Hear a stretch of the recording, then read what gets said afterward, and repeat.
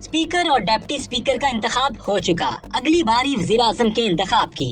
ये इंतखाब कैसे होता है, इसका क्या तरीकाकार है, हम आपको बताते हैं। कौमी असम्बली में rules of procedure and conduct of business 2007 के दूसरे शेड्यूल के मुताबिक वज़ीर आज़म का इंतखाब अरकान कौमी असम्बली की जानब से किया जाता है। वज़ीर आज़म के इंतखाब में हिस्सा लेने वाले उम्मीदवारों को इंतखाब से एक रोज कबल दोपहर 2 बजे तक कागजात नामजदगी जमा करवाने होते हैं, जिसके बाद नए मुंतखब स्पीकर कौमी असम्बली इन नामजदगियों की जांच पड़ताल करते हैं। अगर कोई उम्मीदवार इंतखाबात से कबल अपने कागजात नामजदगी वापस लेना चाहे तो वो किसी भी लम्हे वापस ले सकता है।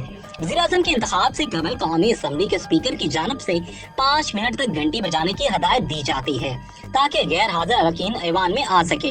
सबके आने के बाद असम्बली का स्टाफ लॉबी के तमाम दाखिली और खारजी रास्तों पर तैनात हो जाते हैं और वोटिंग का अमल मुकम्मल होने तक किसी को आने और जाने की इजाजत नहीं होती। कौमी असम्बली के स्पीकर की जानब से नामजद उम्मीदवारों के नाम को असम्बली अरकान के सामने पुकारा जाता है और फिर दूसरे शेड्यूल में मौजूदा तरीकाकार के जरिए इंतखाबात का अमल आगे बढ़ाया जाता है। वोटिंग का अमल खुफिया नहीं होता।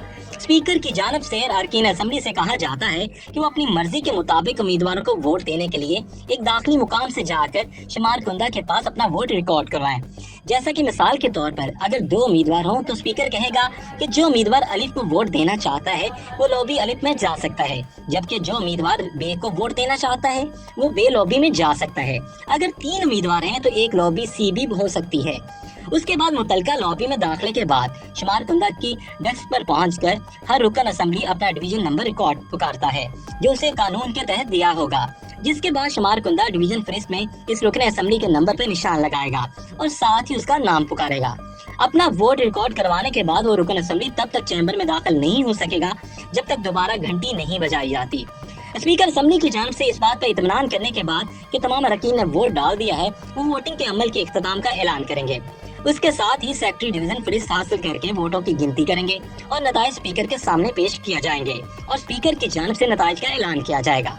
अगर कोई उम्मीदवार वोट की मतलूबा तादाद हासिल करने में नाकाम रहा तो तमाम कार्रवाई दोबारा से शुरू की जाएगी। वाज़ेह रहे कि 342 रुकनी ऐवान में कायदे ऐवान मुंतखब होने के लिए 172 वोटों का हसूल लाजमी है। मज़ीद वीडियोस देखने से पहले हमारा चैनल सब्सक्राइब करें और बेल आइकन भी जरूर दबाएं।